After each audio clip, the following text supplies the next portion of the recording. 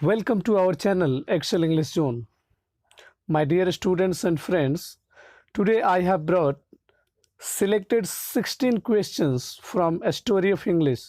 जी हाँ, आज story of English से 16 सेलेक्टेड क्वेश्चंस मैं लेकर आया हूँ। माय डियर स्टूडेंट्स, जैसा कि पहले पार्ट में, ये पार्ट 2 वीडियोस होगा। पहले पार्ट में हमने चैप्टर 1 से लेकर के चैप्टर 4 तक की objective English top 21 selected question बताया था। वहीं आज चैप्टर नंबर 5 से लेकर हम लोग चैप्टर नंबर 7 तक कवर करेंगे। तो चैप्टर नंबर 5 का पहला, चैप्टर नंबर 5 यानी मॉडर्न इंग्लिश। जी हाँ, चैप्टर नंबर 5 को इंटाइटल किया गया है मॉडर्न इंग्लिश के रूप में। मॉडर्न इंग्लिश से हम लोग आज क्वेश्चन करने वाले हैं। क्वेश्चन नंबर पहला, question number first, English observed words from almost dash different languages. English observed words from dash different languages. इसका मतलब ये हुआ कि इंग्लिश ऑब्जर्व किया है, यानी कि अंग्रेजी ने ग्रहण किया है। क्या ग्रहण किया है? तो वर्ड्स ग्रहण किया है कितने अलग अलग भाषाओं से। यानी कि अंग्रेजी, जैसा कि आपको पता है कि अंग्रेजी अलग अलग भाषाओं से वर्ड्स को लेकर के अपना परफेक्शन बढ़ाया है, अपने आप को पूर्ण किया है। तो आपके सामने ऑप्शंस है, option A 50, option B 30, option C 15 and option D 10। तो इसका राइट आंसर होगा 50। जी हाँ, अंग्रेजी 50, लगभग 50 अलग अलग भाषाओं से मिलकर बनी हुई भाषा है।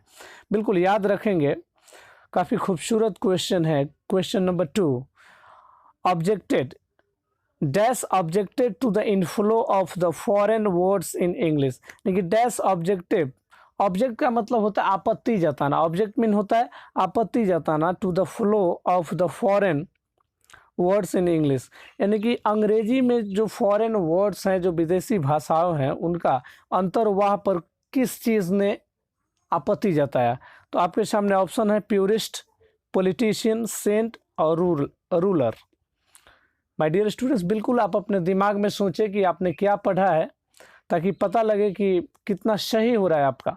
तो it's right answer is purist, यानी कि शुद्धतावादी। प्यूरिस्ट मतलब शुद्धतावादियों ने अंग्रेजी में विदेशी जो भाषाएं थी उनकी अंतर्वाह पर आपत्ति जताया था।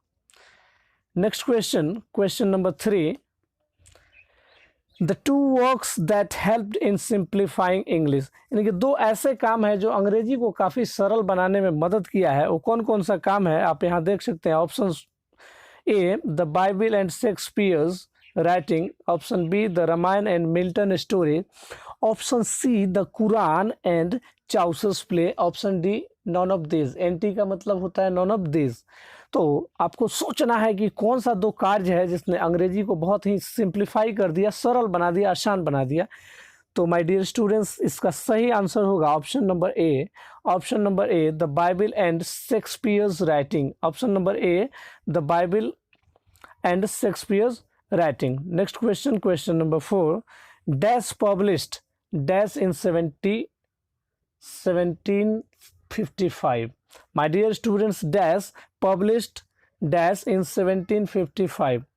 यानी कि क्या चीज़ पब्लिश हुआ था और किसने किया था, किसने पब्लिश किया था क्या चीज़ को 1755 ईस्वी में। तो आपके सामने ऑप्शन है doctor John Samuel, a dictionary of English language, Milton, Paradise Lost, Chaucer, the Canterbury Tales, D में एंटी नॉन ऑफ दिस। तो इसका राइट आंसर होगा option number A John Samuel. My dear students, it's right answer is John Samuel. John Samuel ने ही, जी हाँ, John Samuel जो ऑप्शन नंबर ए देख रहे हैं, इन्होंने ही a dictionary of English language लिखा था 1755 ईस्वी में।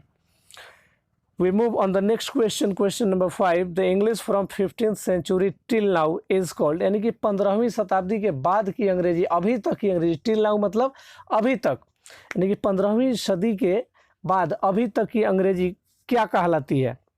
तो आपके सामने options, option A old English, option B middle English, option C modern English. जी हाँ, नो डाउट इसको मॉडर्न इंग्लिश कहा जाता है, मॉडर्न इंग्लिश ही कहा जाता है। Option number C is the right answer. 15 सदी के बाद, यानी कि 15th सेंचुरी के बाद जो अभी तक अंग्रेजी चली आ रही है, इसको मॉडर्न इंग्लिश कहते हैं। Next question number 6, during 18th century also known as, 18वीं सदी, जी हाँ 18वीं सदी को किस रूप में जाना जाता है? आपके सामने ऑप्शन है Augustan age, Chaucer age, Wordsworth age, dash, यानी कि डी में non of this.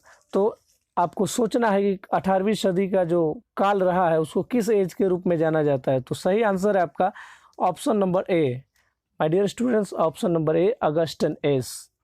Next question, सारे के सारे क्वेश्चन बहुत ही महत्वपूर्ण है आपके बोर्ड एग्जाम्स के लिए।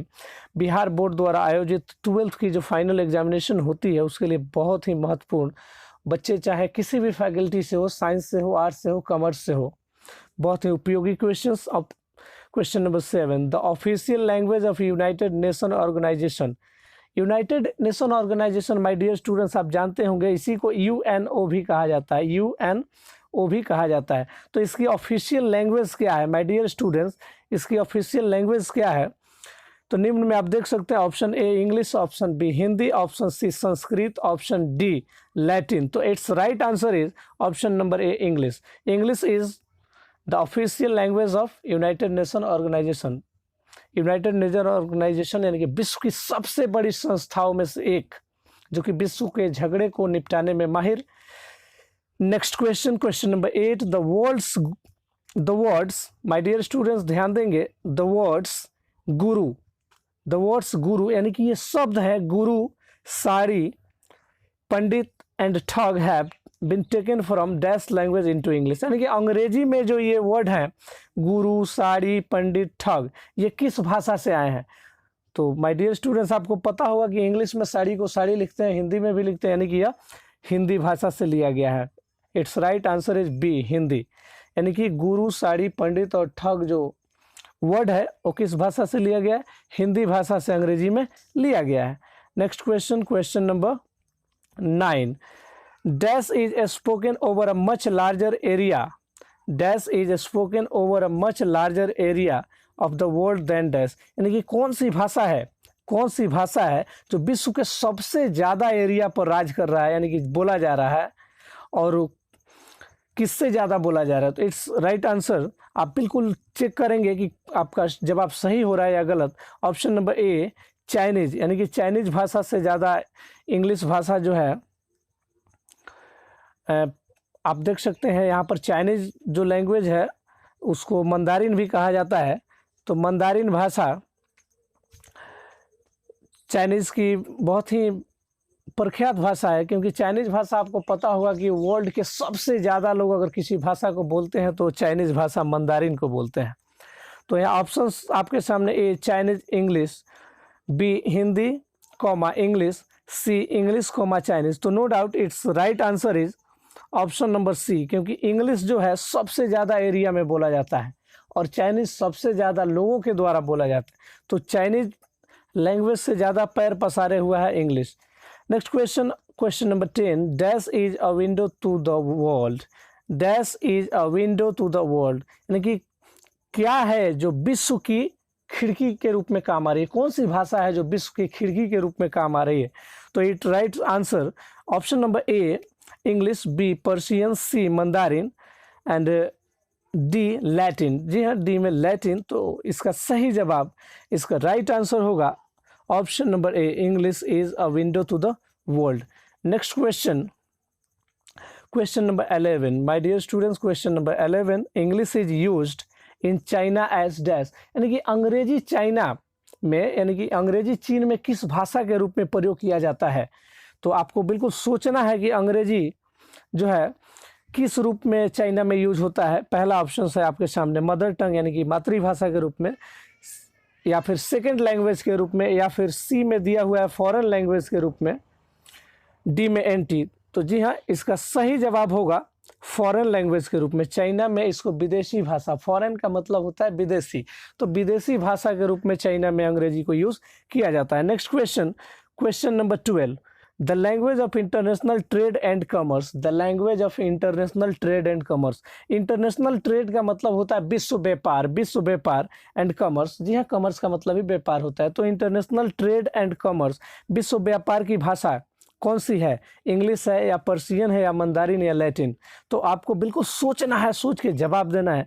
My dear students, it right answer is option number A. इसका सही जवाब ऑप्शन नंबर ए इंग्लिश, क्योंकि इंग्लिश आज वर्ल्ड के का कोई भी ऐसा देश नहीं हो जहां नहीं बोली जाती है। We move on the next question, question number 13। English is used in India as. My dear students, Bharat में, इंडिया में अंग्रेजी किस तरह से प्रयोग किया जाता है, किस रूप में प्रयोग किया जाता है? Option number a mother tongue, मातृभाषा के रूप में, तो बिल्कुल नहीं, क्योंकि मातृभाषा हमारे यहाँ इंडिया की मातृभाषा हिंदी है। Option B second language, option C foreign language, option D none of this. यानी कि हमारे यहाँ ऑफिशियल लैंग्वेज की भी बात करें तो जैसे सुप्रीम कोर्ट की ऑफिशियल लैंग्वेज इंग्लिश है, तो it's right answer is, supreme court ने आदेश भी दिया है कि हमारे यहाँ से जो भी रीट निकलेगा, अध्यादेश निकलेगा, उसकी भाषा इंग्लिश होगी। It's right answer is the second language.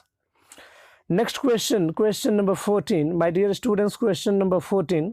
English is used as a mother tongue और the first language in dash. यानी कि अंग्रेजी को मातृभाषा के रूप में या प्रथम भाषा के रूप में किस देश में प्रयोग किया जाता है? आपके सामने ऑप्शन यूके, यूके यानी कि यूनाइटेड किंगडम यानी ब्रिटेन को बोलते हैं। Option number B USA, united state of America यानी कि अमेरिका को बोलते हैं। Option number C Australia and D all of this. My dear students, आपको पता होगा कि ब्रिटेन यानी यूके में भी इंग्लिश है, वहाँ की mother tongue.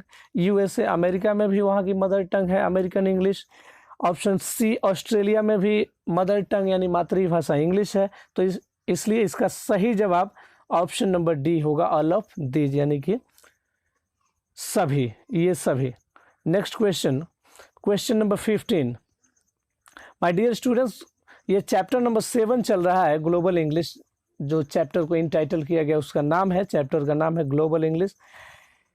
Then English is, my dear students, English is known as, यानी कि अंग्रेजी जाना जाता है, तो किस रूप में जाना जाता है? ऑप्शन देखेंगे। Option number a global language, यानी कि ग्लोबल लैंग्वेज का मतलब होता है वैश्विक भाषा, वैसी भाषा जो विश्व स्तर पे फैली हुई हो।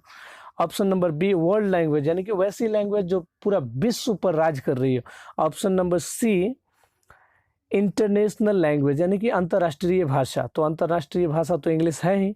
ऑप्शन डी एटी, एटी यानी कि ऑल ऑफ दिस। तो it's right answer is eighty, यानी कि option number D all of this. तो इसका सही जवाब है ऑप्शन नंबर डी, क्योंकि इंग्लिश को ग्लोबल लैंग्वेज भी कहा जाता है, वर्ल्ड लैंग्वेज भी कहा जाता है, इंटरनेशनल लैंग्वेज भी कहा जाता है। तो माय डियर स्टूडेंट्स, अगर आपके एग्जामिनेशन में आता है ग्लोबल लैंग्वेज या ग्लोबल इंग्लिश, वर्ल्ड इंग्लिश या वर्ल्ड लैंग्वेज, इंटरनेशनल लैंग्वेज, तो आपको समझ जाना है कि इंग्लिश की ही बात हो रही है।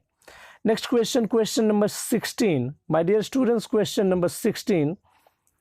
विच speech came to be known as received pronunciation और आरपी, यानी कि किस स्पीच को, किस भाषा को, किस भाषण को रिसीव्ड प्रोनाउंसिएशन के रूप में जाना जाता है या फिर आरपी के रूप में जाना जाता है? आपके सामने ऑप्शंस हैं स्टैंडर्ड ब्रिटिश इंग्लिश, बी में स्टैंडर्ड अमेरिकन इंग्लिश, सी में स्टैंडर्ड इंडियन इंग्लिश, डी में ऑल ऑफ दिस। तो इसका जवाब आपको सोचना है। तो इसका सही जवाब बिल्कुल आप अपने दिमाग में सोचिए ताकि पता चले। और माय डियर स्टूडेंट्स, आप इस वीडियो को 2 बार 3 बार देखें, निस्संदेह आपको यह याद हो जाएगा, जो कि बोर्ड एग्जामिनेशन के लिए काफ़ी बेनिफिशियल होने वाला है।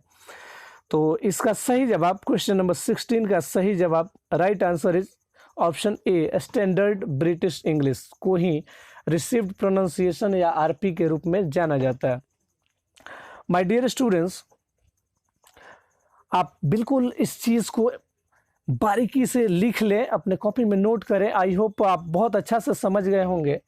आप बिल्कुल, आपको यह वीडियो कैसा लगा आप कमेंट बॉक्स में ज़रूर लिखिएगा। अगर आप मेरे चैनल पे नए विजिट किए हो तो इसको सब्सक्राइब ज़रूर कीजिए, क्योंकि सब्सक्राइब कर देने से मोटिवेशन मिलता है। तब तक के लिए आप मेरे चैनल पे बने रहें। अगला पार्ट 3 जो है इसका लेकर मैं चैप्टर 8, 9, 10 और 11 का मैं ज़रूर आपके सामने आऊँगा, इसलिए आप मेरे चैनल के साथ बने रहें। जय हिंद, जय भारत।